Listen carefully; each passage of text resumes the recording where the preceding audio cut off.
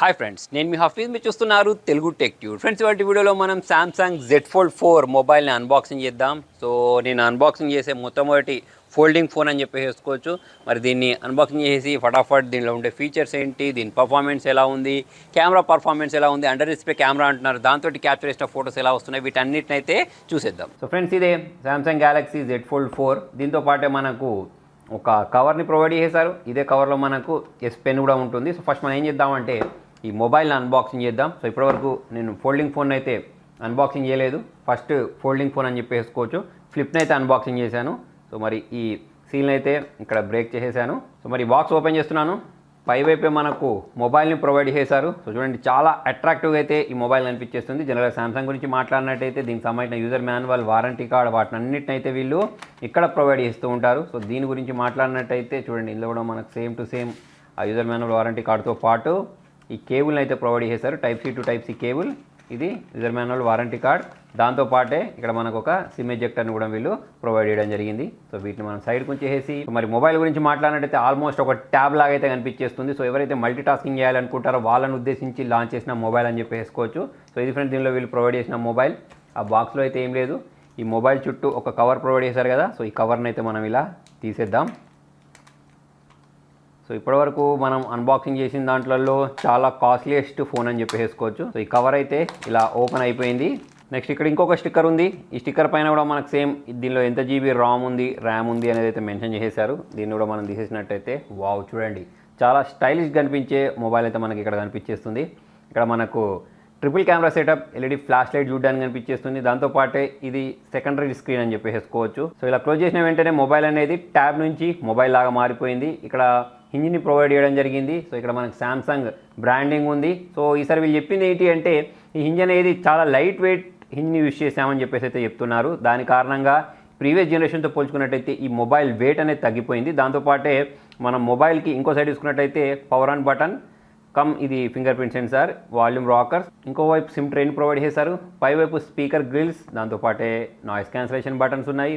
కింది వైపు చూసినట్టయితే ఇంకా స్పీకర్ గ్రిల్స్ ఉన్నాయి. దాంతోపాటే Type-C పోర్ట్ ఉంది, నాయిస్ క్యాన్సిలేషన్ బటన్ ఉంది. సో ఓవరాల్ చూసుకున్నట్టయితే ఇది దీని డిజైన్. ఈ కవర్ స్క్రీన్ గురించి మాట్లాడితే ఇక్కడ మనకు పంచ్ హోల్ డిస్ప్లే కనిపించేస్తుంది. ఒకసారి ఈ సిమ్ ట్రేని బయటికి తీసి చూద్దాం. దీనిలో మనం ఎన్ని సిమ్స్ని ఇన్సర్ట్ చేసుకోవచ్చు అనేది తెలిసిపోద్ది. చూడండి, మనము 2 సిమ్స్ని అయితే ఇన్సర్ట్ చేసుకోవచ్చు. మళ్ళీ తిరిగి నేను దీనిలోనే ఇన్సర్ట్ చేస్తున్నాను. మరి మొబైల్ యొక్క బిల్డ్ క్వాలిటీ గురించి మాట్లాడినట్టయితే ఎక్సలెంట్గా ఉంది. సో చేతిలో చూసుకుంటే మొబైల్ మాత్రం మనం క్యారీ చేసే విధంగానే ఉంది. సో మరి ఇన్ హ్యాండ్ ఫీల్డ్ కూడా చాలా సూపర్గా కనిపించేస్తుంది.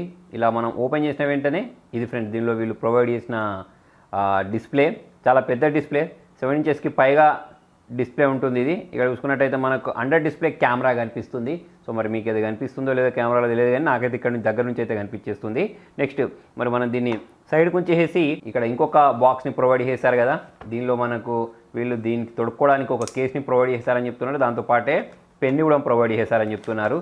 జనరల్గా మనకు ఈ మొబైల్లో పెన్ పెట్టుకోవడానికి పోర్ట్ అయితే లేదు, కానీ ఈ కేస్ ఏదైతే ఉంటుందో ఈ కేస్ని యూజ్ చేసి పెన్ అయితే ఇన్సర్ట్ చేసుకోవచ్చు. మరి ఇది ఓపెన్ చేసిన వెంటనే దీని లోపల మనకు వైట్ కలర్లో ఇవన్నీ కనిపించేస్తున్నాయి. ఇంకా దీనిలో యూజర్ మాన్యువల్, వారంటీ కార్డ్, దాంతోపాటు పెన్, సో ఇవన్నీ అయితే ఉన్నాయి. దీన్ని ఎలా యూజ్ చేయాలని చెప్పేసి కూడా గైడ్ని ప్రొవైడ్ చేశారు. సో వీటిని మనం సైడ్కి ఉంచేసి ఇది దీనిలో వీళ్ళు ప్రొవైడ్ చేసిన పెన్. యాక్చువల్లీ ఇది ఒక కేస్ లాగా కూడా కనిపించేస్తుంది. అంటే మనం దాన్ని అంటే బ్యాక్ కేస్ దగ్గర తీసి ఇది పెట్టుకోవచ్చు. సో ఇది దీనిలో వీళ్ళు ప్రొవైడ్ చేసిన పెన్ కూడా మనకు వైట్ కలర్లోనే ప్రొవైడ్ చేయడం జరిగింది.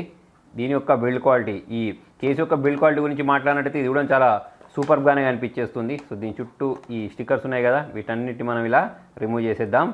దాంతోపాటు ఇంకొక బాక్స్ ప్రొవైడ్ చేశారు చూడండి. ఈ బాక్స్లో ఏమున్నాయంటే మనకు పెన్సిల్ ములుకులు అంటారు చూసారా, సో అవన్నట్టు. జనరల్గా మనకు వీటి నిబ్బు ఉంటుంది చూసారా, ఇది పాడైపోయింది అనుకోండి, దీన్ని పీకేసి ఇది పెట్టుకోవడానికి వీళ్ళు ప్రొవైడ్ చేయడం జరిగింది.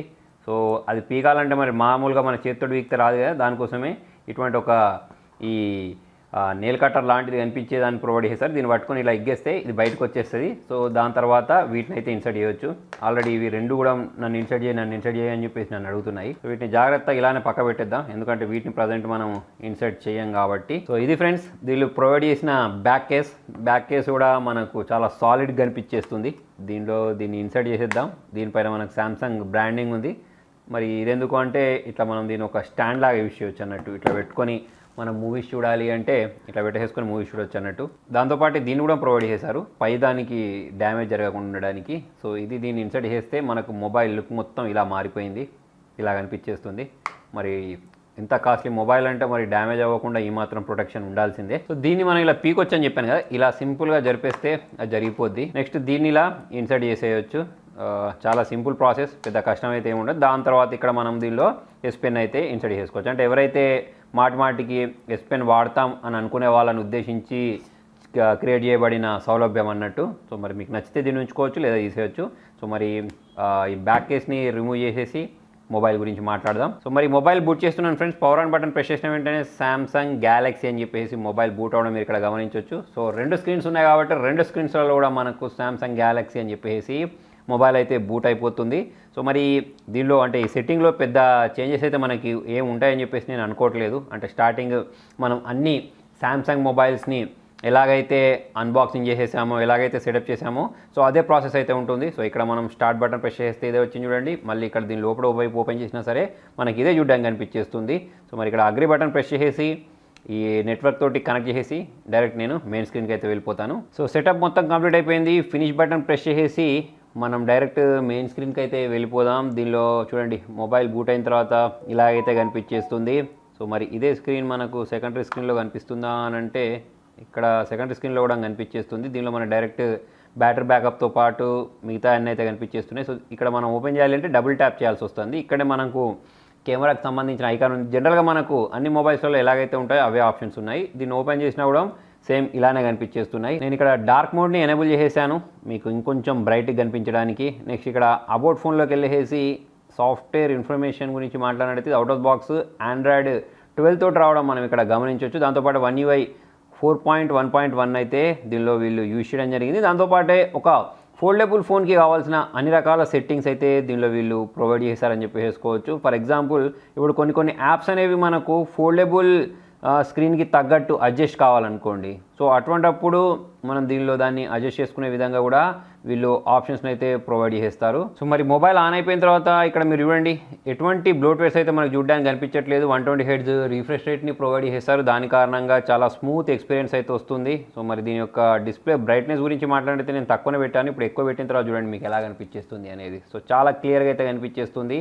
సో మరి కవర్ స్క్రీన్ గురించి మాట్లాడినట్టయితే ఆల్మోస్ట్ కవర్ స్క్రీన్లో కూడా మనకు అలానే కనిపించేస్తుంది. ఇక్కడ మనం డబుల్ ట్యాప్ చేస్తే ఈ స్క్రీన్ అనేది ఓపెన్ అయిపోద్ది. సో మరి ఇలా నేను లాక్ని అన్లాక్ చేయొచ్చు. సో ఇలా చూస్తే మాత్రం మీకు నార్మల్ ఫోన్ లాగా కనిపించేస్తుంది. దీన్ని ఓపెన్ చేసిన వెంటనే ట్యాబ్ లాగా కనిపిస్తుంది. సో మల్టీ టాస్కింగ్ ఎవరైతే చేయాలనుకుంటారో వాళ్ళకైతే ఇది ఒక ఎక్సలెంట్ చాయిస్ అవుద్దని చెప్పేసుకోవచ్చు. సో ఇక్కడ మనం జనరల్గా ఒక డెస్క్టాప్ వాడితే ఎటువంటి ఫీలింగ్ అయితే వస్తుందో అటువంటి ఫీలింగ్ కింద మనకు వస్తుంది చూడండి. ఇక్కడ మనం దీన్ని ప్రెస్ చేస్తే అన్ని ఐకాన్స్ ఓపెన్ అవ్వడం కానివ్వండి, ఇలా కాల్ చేసుకోవడానికి ఆప్షన్స్ ఓపెన్ చేసినప్పుడైనా కానివ్వండి, దాంతోపాటు గ్యాలరీకి సంబంధించిన ఆప్షన్స్ అయినా కానివ్వండి, అవన్నీ ఇలా మీకు ఇటువంటి ఫీలింగ్ అయితే ప్రొవైడ్ చేస్తున్నాయి. దాంతోపాటే దీని యొక్క స్క్రీన్ కూడా చాలా బాగుంది. అంటే మీకు అన్ని కలర్స్ అనేవి ఎంత ప్రాపర్ కనిపించేస్తున్నాయి అనేది మీరు ఇక్కడ గమనించవచ్చు. సో ఫ్రెండ్స్ చూడండి దీనిలో మనకు పెద్ద స్క్రీన్ సైజులో చూడాలి అంటే మాత్రం ఇలా పెట్టేసుకోవచ్చు. లేదు మీరు ఇదే వీడియోని చిన్న సైజులో చూడాలి అనుకుంటే మాత్రం ఇలా చూసుకోవచ్చు. సో ఓవరాల్ చూసుకున్నట్టయితే ఒక ట్యాబ్ లాగా ఒక ఫోన్ లాగా అయితే దీన్ని మనము యూజ్ చేస్తున్నాం. సో ఫ్రెండ్స్ మరి దీని కెమెరాస్ గురించి మాట్లాడినట్టయితే 12 MP అల్ట్రా వైడ్ కెమెరా ఇచ్చేసారు. 50 MP వైడ్ యాంగిల్ కెమెరాని ప్రొవైడ్ చేశారు. 10 MP టెలిఫోటో కెమెరాని అయితే ప్రొవైడ్ చేయడం జరిగింది. సో దీంతో క్యాప్చర్ చేసిన ఫొటోస్ మాత్రం చాలా సూపర్ వచ్చేస్తున్నాయి. అదేగా మనం అండర్ డిస్ప్లే కెమెరా ఉంది చూసారా, దీని గురించి మాట్లాడినట్టయితే అంటే ఇక్కడ మీకు కనిపించట్లేదు అది. సో అది వచ్చేసి ఓన్లీ 4 MP అండర్ డిస్ప్లే కెమెరాని ప్రొవైడ్ చేశారు. సో నెక్స్ట్ వచ్చేసి ఇక్కడ మనకు సెల్ఫీ కెమెరా ప్రొవైడ్ చేశారు చూసారా, అంటే మన కవర్ స్క్రీన్లో ఇది వచ్చేసి 10 MP ఉంటుంది. ఎస్పెషల్లీ మనం డార్క్లో ఫొటోస్ని క్యాప్చర్ చేసేటప్పుడు అంటే నైటోగ్రఫీ ఏదైతే ఉంటుందో అది మాత్రం చాలా సూపర్గా క్యాప్చర్ అవుతుంది. సో దీనిలో ఇంకొక ప్రత్యేకత ఏంటి అంటే ఈ కెమెరాలో ఇప్పుడు చూడండి మనకు ఈ సెల్ఫీ క్యామ్ ఉంది చూసారా, అంటే బ్యాక్ క్యామ్ ఉంది చూసారా, బ్యాక్ క్యామ్ని మనం సెల్ఫీ క్యామ్ లాగా మార్చేసుకొని ఫొటోస్ని క్యాప్చర్ చేసుకోవచ్చు అన్నట్టు. దాని కారణంగా చాలా మంచి ఫొటోస్ వస్తాయి. ఇప్పుడు నేను ట్యాప్ చేసిన వెంటనే చూడండి ఇక్కడ మనకు ఈ బ్యాక్ క్యామ్ ఏదైతే ఉంటుందో ఇదే మనకు ఒక సెల్ఫీ క్యామ్ లాగా పనిచేస్తుంది. దీంతో మనం ఫొటోస్ క్యాప్చర్ చేసినప్పుడు మంచి ఫొటోస్ వస్తాయి. సో దీంతో నేను చాలా రకాల ఫొటోస్ని క్యాప్చర్ చేశాను. వాటన్నిటి గురించి కూడా నేను మీకు ఇక్కడ చూపిస్తాను. దాంతోపాటుగా మనం వీడియో గురించి మాట్లాడినట్టయితే 8K 24 FPS అయితే మనం వీడియోస్ని రికార్డ్ చేసుకోవచ్చు ఈ మెయిన్ కెమెరా యూస్ చేసి. ఇక మనం ఈ కవర్ దానికి వచ్చేసినట్టయితే దీన్ని కూడా నేను ట్యాప్ చేసి ఒకసారి ఓపెన్ చేస్తాను చూడండి. దీన్ని ఓపెన్ చేసి మనం వీడియోలోకి వెళ్ళినట్టయితే ఇక్కడ కూడా 8K వీడియోస్ని 24 FPS అయితే రికార్డ్ చేసుకోవచ్చు. ఇక మనము సెల్ఫీ క్యామ్ గురించి మాట్లాడినట్టయితే సెల్ఫీలో అల్ట్రా హెచ్డీ వీడియోస్ని 60 FPSలో రికార్డ్ చేసుకోవచ్చు. ఓవరాల్ చూసుకున్నట్టయితే దీనిలో మనకు మొత్తం 5 కెమెరాలు ఉన్నాయని చెప్పేసుకోవచ్చు. మరి మనం ఈ బ్యాక్ కెమెరా గురించి మాట్లాడినట్టయితే మంచి ఫోటోస్ క్యాప్చర్ అవుతున్నాయి. కవర్ దాంట్లో ఉన్న కెమెరాస్ గురించి మాట్లాడితే దాంతో కూడా కొంచెం మంచి ఫోటోస్ క్యాప్చర్ అవుతున్నాయి. అదే అండర్ డిస్ప్లే కెమెరా గురించి మాట్లాడినట్టయితే ఇక పర్లేదని చెప్పేసుకోవచ్చు. సో దీనిలో మనకు 30x స్పేస్ జూమ్ అయితే ప్రొవైడ్ చేశారు. మరి దీనిలో మనకు డ్యూయల్ ప్రివ్యూ అయినా కానివ్వండి, క్యాప్చర్ వ్యూ అయినా కానివ్వండి, రేర్ క్యామ్ సెల్ఫీ అయినా కానివ్వండి, ఇటువంటి చాలా రకాల ఫీచర్స్ ఉన్నాయి. దాంతోపాటే ఏ ఎడిట్ కూడా చేసుకోవచ్చు. ఇప్పుడు నేను మీకు చాలా రకాల శాంపుల్స్ని అయితే ఇక్కడ చూపిస్తాను. ఈ శాంపుల్స్ చూస్తే మీకు అర్థమైపోద్ది.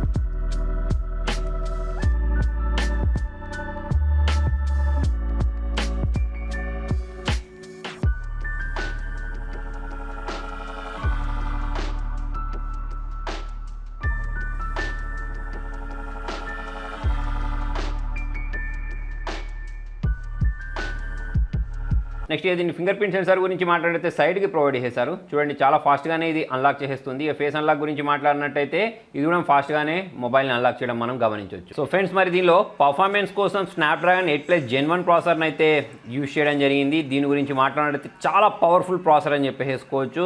సో ఎవరైతే గేమింగ్ చేయాలి అనుకుంటూ ఉంటారో వాళ్ళకైతే చాలా మంచి ఎక్స్పీరియన్స్ వస్తుంది. దానికి చాలా రీజన్స్ ఉన్నాయి ఈ మొబైల్లో. ఒకటి, మనకు ఎలాగో ఈ ప్రాసెసర్ అనేది చాలా ఫాస్ట్గా ఉంటుంది. 4nm ఆర్కిటెక్చర్ తోటి బిల్డ్ చేయబడిన ప్రాసెసర్ ఇది. దాంతోపాటే మనకు దీనిలో పెద్ద స్క్రీన్ ఇచ్చిన కారణంగా మనం గేమింగ్ చేసేటప్పుడు సో దాని ఎక్స్పీరియన్స్ అనేది వేరే లెవెల్లో ఉంటుందని చెప్పేసుకోవచ్చు. ఒకసారి మనము గేమ్ ఆడి చూద్దాం. సో ఫ్రెండ్స్, మీరు ఇక్కడ చూడొచ్చు ఎటువంటి ల్యాక్ లేకుండా చాలా స్మూత్గా అయితే ఇది గేమ్ని హ్యాండిల్ చేస్తుంది. ప్రజెంట్ ఇప్పటి వరకు ఉన్న ప్రాసెసర్లో ద పవర్ఫుల్ ప్రాసెసర్ అని చెప్పేసుకోవచ్చు. సో మరి దాని కారణంగా మనకు చాలా మంచి గేమింగ్ ఎక్స్పీరియన్స్ అయితే వస్తుంది. మరి మనకు ఎక్కడ కూడా ల్యాగ్ లేకుండా, హీట్ లేకుండా అయితే ఇది గేమ్ని హ్యాండిల్ చేసేస్తుంది. సో ఒక్క ల్యాగ్ కూడా చూడడానికి కనిపించలేదు.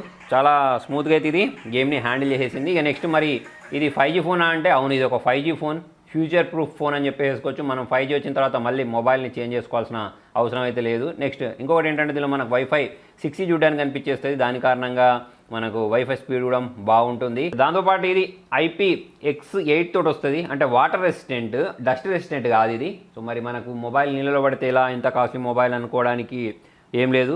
మనం ఈ మొబైల్ అనేది నీళ్ళలో పడిపోయినా కూడా ఎటువంటి టెన్షన్ లేకుండా యూజ్ చేయవచ్చు. మరి ఈ స్క్రీన్ ప్రొటెక్షన్ గురించి మాట్లాడినట్టయితే ఇక్కడ మనకు గొరిల్లా గ్లాస్ వెక్టస్ ప్లస్ ప్రొటెక్షన్ అయితే యూజ్ చేయడం జరిగింది. దాంతోపాటే ఆర్మోర్ అల్యూమినియం అయితే దీనిలో వీళ్ళు హింజ్ దగ్గర యూజ్ చేసేస్తారు. సో దాని కారణంగా అది లైట్ వెయిట్ ఉండడంతో పాటు మొబైల్ బరువును కూడా తక్కువ వేసిందని చెప్పేసుకోవచ్చు. దాంతోపాటు ఇక్కడ మన స్క్రీన్ పైన అల్ట్రా థిన్ గ్లాస్ని అయితే యూజ్ చేయడం జరిగింది.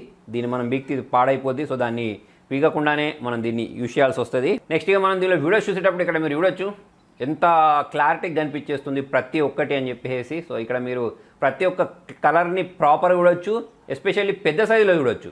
సో ఇలా మీరు పెద్ద సైజులో చూస్తే చూడండి, దీని ఎక్స్పీరియన్సే వేరే లెవెల్లో ఉంటుంది. మనం చిన్న సైజు ట్యాబ్లో అయితే దీన్ని చూసినట్టు మనకు అనిపించేస్తుంది. మనం మూవీస్ చూసేటప్పుడు, దాంతోపాటే నెట్ఫ్లిక్స్ ఇటువంటి చూస్తుంటాం చూసారా. సో దాన్ని మనం ఒక పెద్ద స్క్రీన్లో అనుభూతి చెందాలి అని అంటే ఇది ఒక పర్ఫెక్ట్ సైజ్ అని చెప్పేసుకోవచ్చు. ఇక మరి మన పని అయిపోయిన తర్వాత సింపుల్గా మనం చేసేది ఏంటి, దీన్ని ఇలా ఫోల్డ్ చేసేస్తే కదా మళ్ళీ ఇది ఏంటంటే నార్మల్ సైజ్కి వచ్చేసేస్తుంది. ఇక మరి మనకు చిన్న సైజులో కావాలంటే చిన్న సైజులోనే మీరు చూడొచ్చు. సో ఏ విధంగా చూసుకున్నా కూడా అన్ని రకాల అడ్వాంటేజెస్ అనేవి దీనికి ఉన్నాయని చెప్పేసుకోవచ్చు. కవర్ స్క్రీన్లో కూడా చూడవచ్చు. ఇక్కడ కూడా మనకు డీప్ బ్లాక్స్ చూడడానికి కనిపించేస్తున్నాయి. అన్ని కలర్స్ అనేవి ప్రాపర్గా కనిపించేస్తున్నాయి. బ్రైట్గా ఉంది. సో అన్ని రకాల ఫీచర్స్ అయితే ఇక్కడ ఉన్నాయి. ఎవరైతే మల్టీ టాస్కింగ్ చేయాలనుకుంటారో సో వాళ్ళ కోసం అయితే ఇది చాలా పర్ఫెక్ట్గా పనిచేస్తుంది.